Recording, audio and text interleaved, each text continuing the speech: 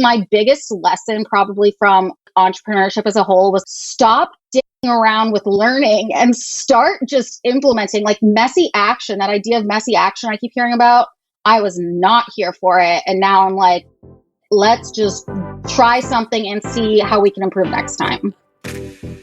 This is Debbie, and welcome to another episode of The Offbeat Life, where I speak to inspiring individuals who ditched the norm to become location independent. We'll learn how to create sustainable laptop lifestyles from the experts that will help us achieve freedom from our 9-to-5. Hey friend, have you been thinking about creating a freedom lifestyle by starting your own podcast? Well, lucky for you, I have created a new one-on-one podcasting program. From starting, branding, marketing, monetizing, and scaling, we cover it all. If you're interested, send me an email at hello@theoffbeatlife.com with the subject line podcast program to learn more. Again, email me at hello@theoffbeatlife.com with the subject line podcast program. I will see you there. On this episode, I speak with Mackenzie, who is a remote copywriter for powerhouse female coaches who aren't afraid to stand out, spice up their industry, and make a real name for themselves. As a conversation copywriter, she writes everything from sales pages to website copy to email campaigns and beyond that sells your for you and sounds more like you than you do. She's also a copywriting coach for those who want to learn to master their own brand messaging. So listen on to find out how Mackenzie has been able to help female entrepreneurs spice up their industry and branding through their messaging. Hey everyone, thank you so much for being here. I am so excited to speak to today's guest. I'm here with Mackenzie. Hey Mackenzie. Hey. Thank you so much for being here. Can you tell us about you and why you live an offbeat life? Yes, I can tell you about me, my favorite topic. So I'm Mackenzie B. Fleming. I'm a copywriter for coaches. What a copywriter means is basically I write all that stuff that makes you money, like website copy, emails, launch copy, social media, things like that. I live an offbeat life. I started in the corporate world. I got my degree in professional and technical writing and right away went into a Fortune 500 company where I worked as a copywriter for, I think it was 3 years, and I was just not about it. So now I am running my business full time. I work with the most freaking amazing female entrepreneurs to write words that make them a ton of money and to teach them how to write their own words that make a ton of money. So I could not be happier. I love when I hear people talk about transitioning to something that really lights them up, right? And that's definitely you, Mackenzie. If anyone ever meets you or even just listens to your voice, you have so much energy that you bring with you, you know? And I think it definitely resonates with the words and the things that you write, which is incredible. Yeah, I get very excited about this stuff. It's funny to hear you say that I bring energy because if my boyfriend heard you saying that, he would be like, I'm sorry, she sleeps all day long when she's not working. But I definitely like this stuff hypes me up. You know what? It's because it takes a lot of energy out of you, all this stuff. That's why when you're not working, you're sleeping. Exactly. I'm the same way. Whenever I'm not working, whenever I'm not doing my podcast, I'm like on the couch, a couch potato. That's all I do. Oh yeah, like I can't move. I'm like, babe, bring me like a bev, like bring me some food. My legs don't work anymore, even though I haven't moved from my computer all day. It's fine. I know. I have like my laptop and food on top of my chest, and that's all I'm doing: working, typing, and eating. Typing and eating. Love it. Yeah, that's my day. But anyways.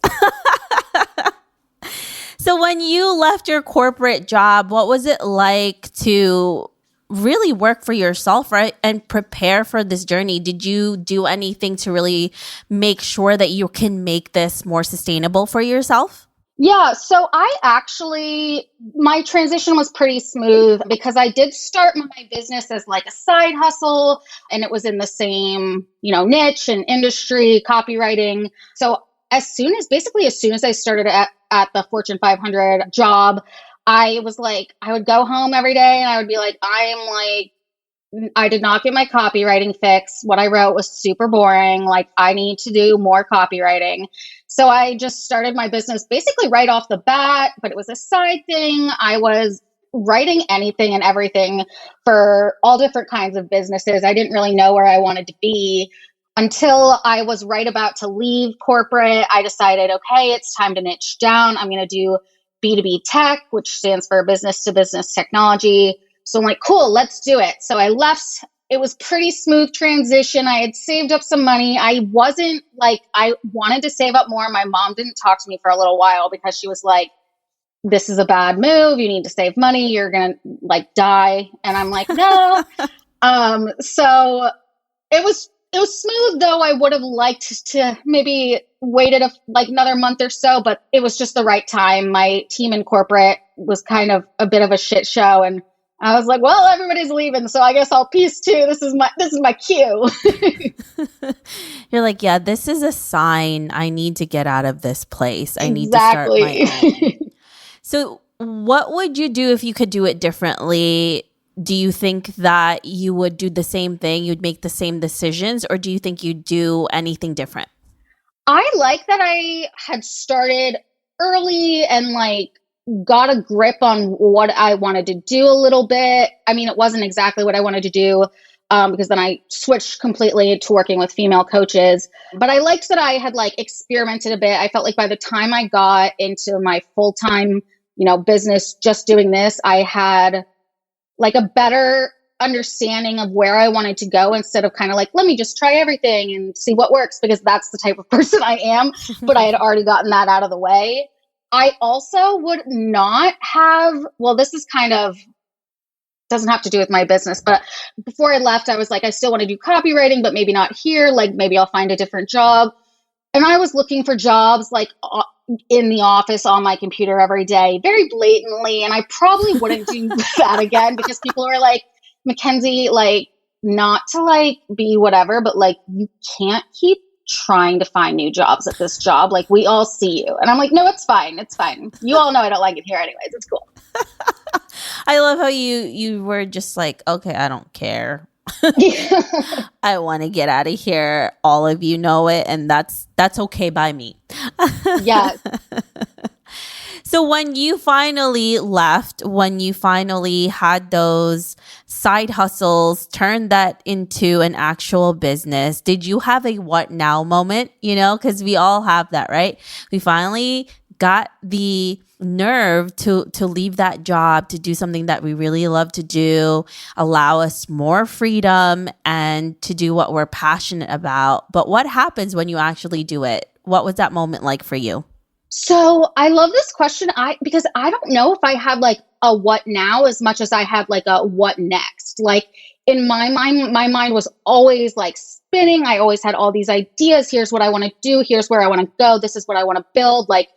Even oh, this is a cool lead magnet I want to sometime create. But I was just holy what do I do next? Out of these things, I don't know the right move, the right order to put them in. And I remember I had invested quite a bit in having my website designed. I'm like, okay, I'm leaving corporate. I need to have this baller ass website. Invested a lot in it, time and money. And then as soon as it was finished, I was like, okay, so that project's over, but where am I getting money now? So that was it for me. You're like, I don't know what to do now, but it's going to work out somehow. And I think that that's really when you first start out. You mentioned this. It's like, what do I do? How do I make this work? Because there seems to be a lot of steps, right? Because for us who have been doing this for several years, when we talk to a newbie and we lay out the steps that you have to do, it sounds really overwhelming for someone who's just starting out. But then when you're doing this for a long time, it's just the steps that you take. So it's absolutely normal.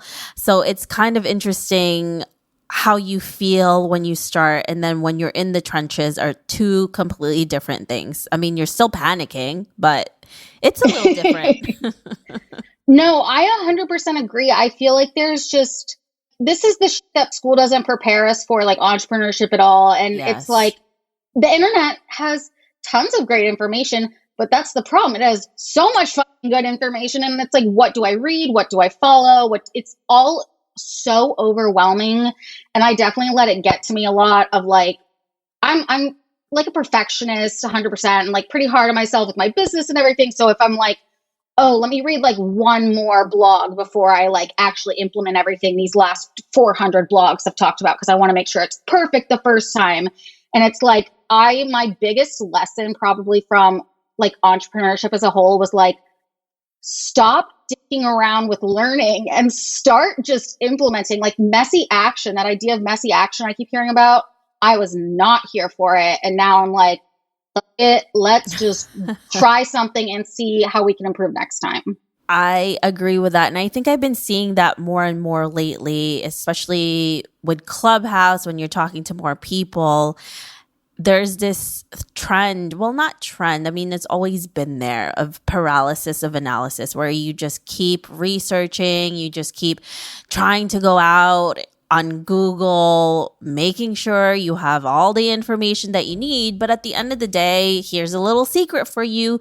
You're never going to find all the answers, right? And you're going to find the answers as you take messy actions, as Mackenzie is talking about, because you learn, you grow, you learn, you grow, you learn, you grow, you make mistakes a lot. And every day, honestly, for me, there's always something brand new that I have to solve. And that's actually how you keep growing, is when you make those mistakes, when you stumble.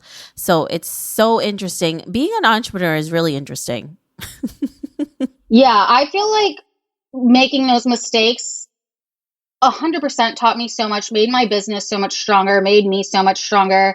But I will say I do not ever regret like having a coach. Like, finding someone who has been where I am and has gotten to a place I want to be helped me immensely. Like, because I just felt like I wish there was someone I could ask these questions to. I made the mistake, of always calling my mom and being like, hey, what's up? Oh, not much. How's the dog? Cool. Like, what should I do about XYZ in my business? And because I had nobody to ask and I just wanted an opinion. And then whatever she said, of course, I'm like, no, mom, you don't know anything. Bye. So it like never worked out. And now I've learned not to do that. So I thankfully like have a coach still. Just, it's such a great thing to have like a sounding board and a support from someone who gets it, because people who aren't entrepreneurs like just don't get how all of it works, obviously.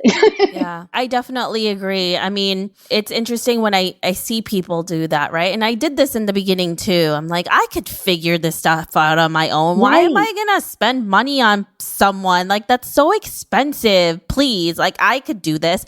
And then 6 months later, you're still in the same spot. If anything, you dug a deeper hole for yourself. Yes. And not to say you can't do it on your own. Like, you definitely can, but it's definitely a lot harder to do it. And honestly, if I didn't have a mentor and a coach and just people helping me along the way, and also a community, you know, I wouldn't be here. I still wouldn't know what to do with like a microphone and tech, because I'm just not technologically savvy. So it's just, you definitely need to help, right? We can't grow on our own. We need other people and we need that support for sure. Yeah. And I want to like point out that what you said about community, like that's what I should have said from the start, is not just even like having a coach, but having any kind of support, like a community, like friends, like no matter if they're like met through Instagram and you just like DM or call every now and then, but they're like entrepreneurs who get it. It's just so helpful to have somebody who feels like not in it with you, but like you're in the same like arena and you like keep running past each other. But when you run past each other, you can like high five or something. I don't know. It just feels good to know like there's someone else who understands what you're talking about and can maybe give some sort of sound advice. Absolutely. And you know what it is too? The things that we want to do is still considered abnormal, right? And what we do is not something that you typically learn in school. Like you mentioned, Mackenzie, no one really talks to you about how to handle this stuff. You know, you don't, I mean, there's business schools, but then there's real world business. And there's two completely things that it just doesn't happen that way. And also usually the people around us don't know what it's like. So it's hard to even talk about it. And most of the time, because we feel so isolated, we just shut up. We don't do anything. And that's why having, like you said, having that community is so important. And especially if you're doing remote work now you're even more isolated because you can't really see anyone. So that's tough. Yeah. And I think one of my biggest mistakes, and I didn't even really realize this or think about it until yesterday when I was in a clubhouse room talking about like the value of community. But I think one of my biggest mistakes was I remember getting started and like, obviously there's like cool people that I'm following that maybe I want to reach out to, or like I'm seeing people who are like have their entrepreneur friends that they meet up with. And I'm just like, okay, head down, eyes straight forward. Let's just focus. Let's just go. Like, don't get distracted. Don't make friends. And then it's like, no, like that when I started making friends and like building my community and making all sorts of connections and getting to know people was like when things really took off for me. I feel the same way. I think that's such a great thing to finally realize, is to have those people who will really support you and also give you advice when you need it, because they really and truly understand where you're coming up from. And that's why when you have social media like Instagram, Clubhouse, things like that, where you can find those types of people, it's so great.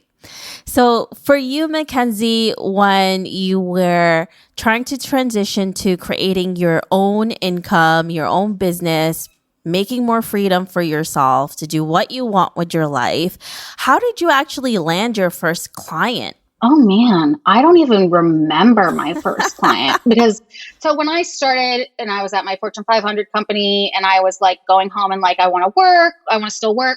I did all this like how to find freelance writing jobs, and I came across Upwork and I was like, well, let's try it. And I did that. And so that's definitely probably how I got my first like client on the side. And then my first client off of Upwork, though, I still don't even know.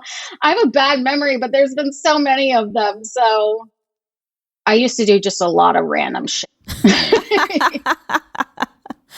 I love when I hear people say that, Mackenzie, because it takes a little bit of time to find your footing and which industry you really want to be in. So you have to go out there. You have to figure that out in order to do well, because then you know exactly where you want to be. You're happy with that, and it's going to become so much more sustainable. I 100% agree. Like that is something I'm like proud to share is like, yes, I wrote like blog posts for a pest control company, but I don't regret a second other than it being gross. It was like, I was talking with someone in Clubhouse a while back and they were talking about like, I've been in this niche since day one. I've only worked with XYZ people since day one. And they were like really proud of that. And I was like, that's cool. But like, I'm also really proud that I have been everywhere. Like I've tried all the things and it's given me like just so much experience that you think wouldn't help in my writing or in life, but it really does.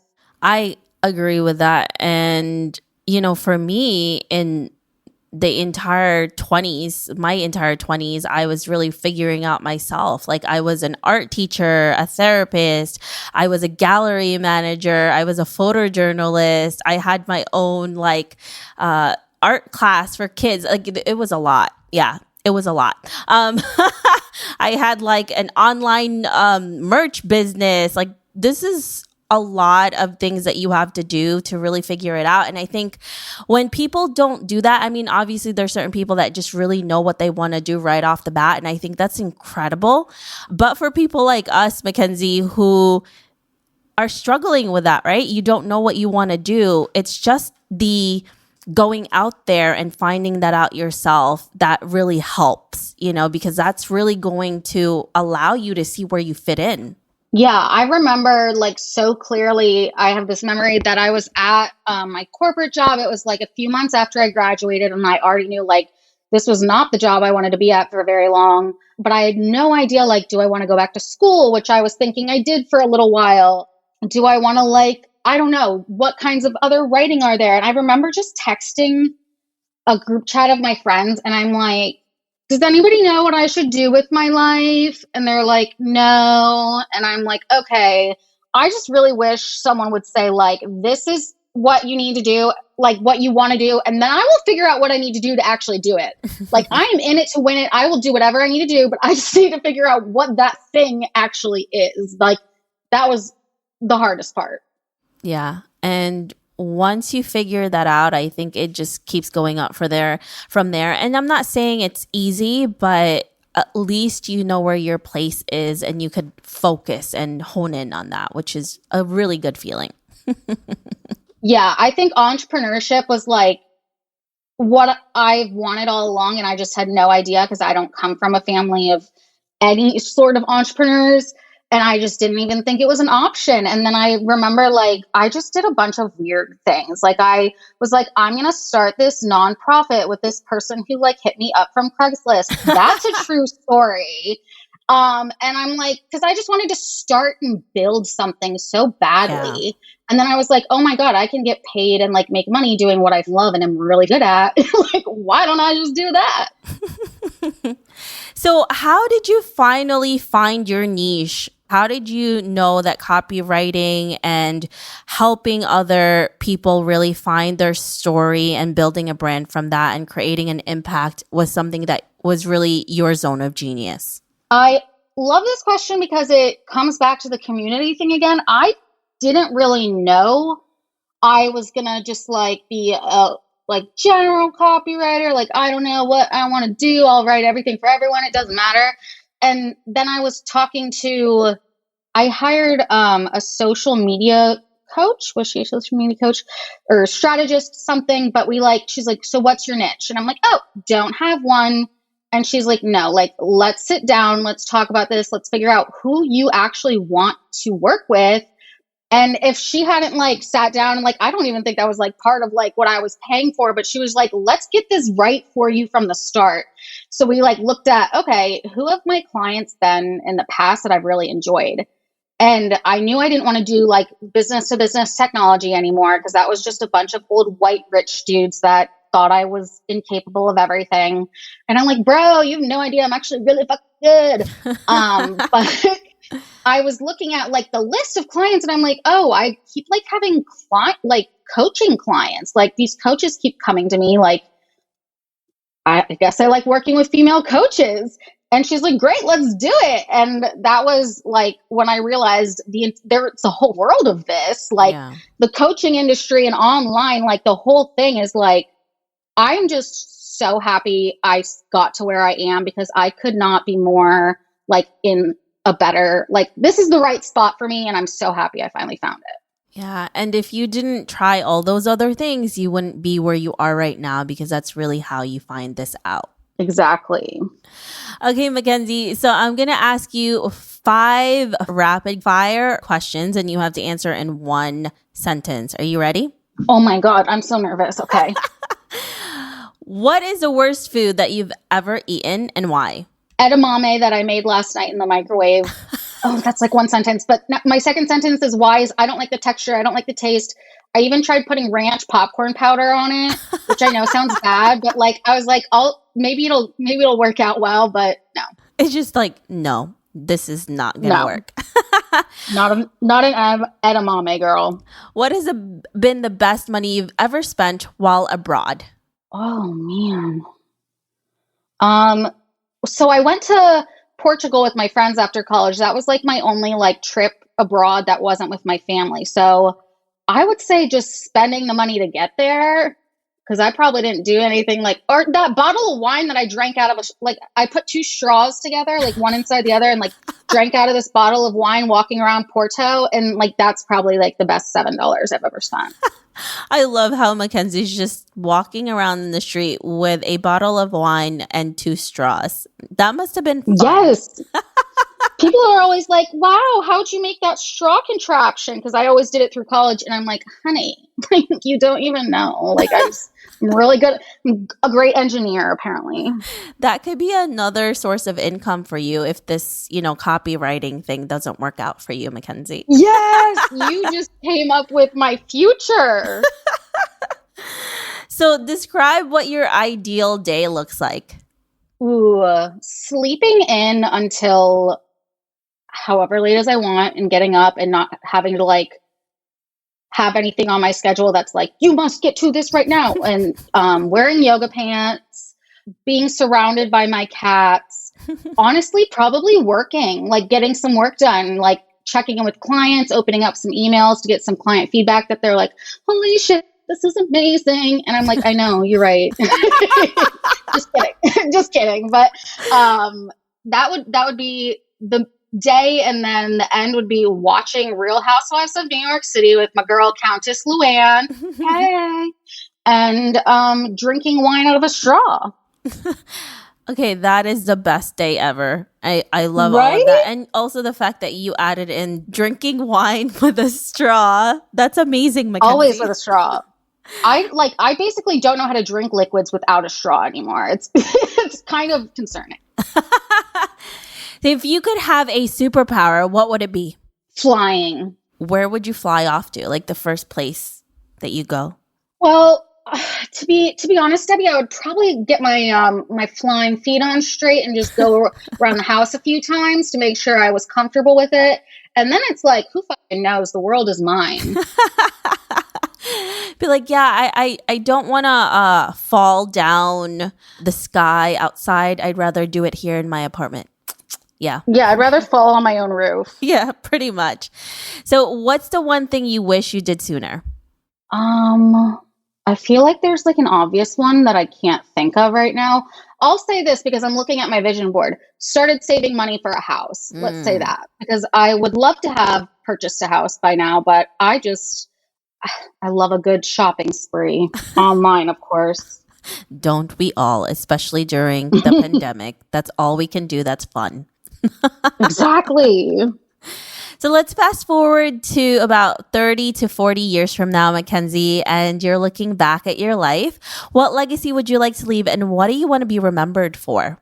Oh my gosh. So this answer would have been different like 2 weeks ago. I had a bit of a revelation. So I was like, I'm very go, go, go, gotta like work and get shit done and make moves, like all about the destination kind of thing rather than the journey.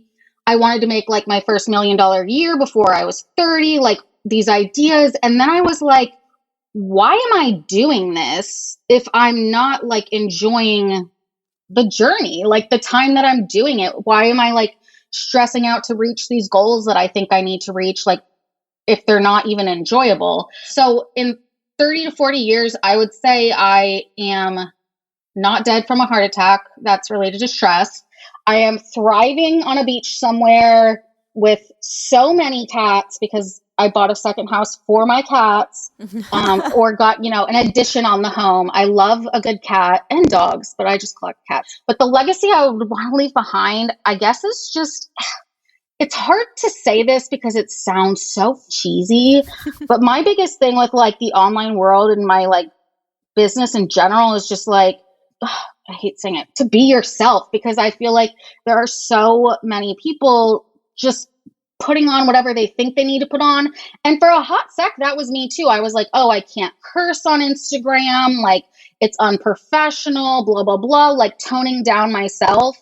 And now I'm like, hey, let's just fucking do us and let the people who like us come to us, be obsessed with us because they can relate so hard, and then make all our money from there. So I would say like my legacy would just be like people saw what I built and felt inspired to do it in a way that was like super 100% them. Also, when you are just being yourself, it's so much more easier to be on social media because oh my God, so much easier. It's so much easier. Even like on stories, I don't care. Like I'll just put stuff that I'm doing. I don't do it. Like Yeah, I don't redo things over and over again. I'm like, just, this is me. That's it. Yeah. I used to like write something and then go back and be like I would write it like I would want to write it. And then I would go back and be like, okay, now let's remove all the curse words. Let's remove any references to like wine or booze or whatever. So You're like, wine all day with my 2 straws. That's it. with my 2 straws. Yep. I love that, Mackenzie. So if our listeners want to know more about you, where can they find you? Head to my Instagram.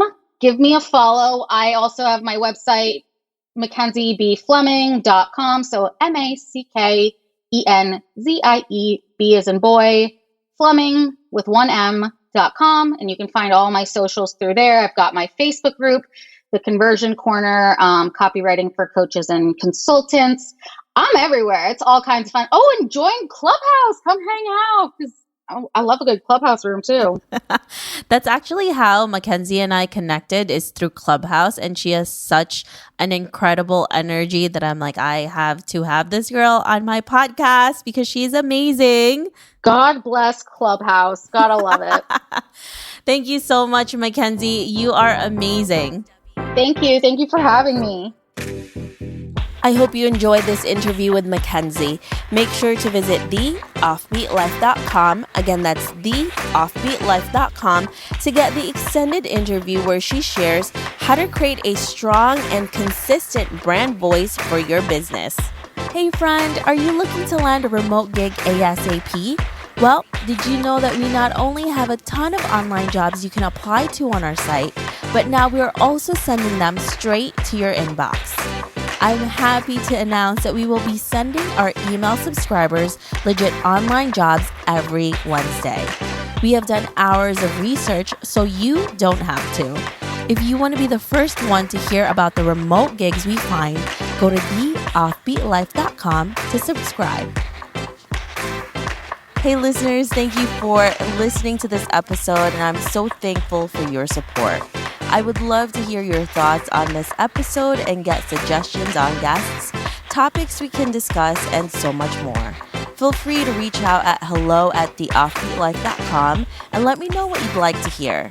If you like the show, don't forget to give us some love and review on iTunes. Thank you again for being a part of this journey, and I can't wait to hear how your location independent story will unfold.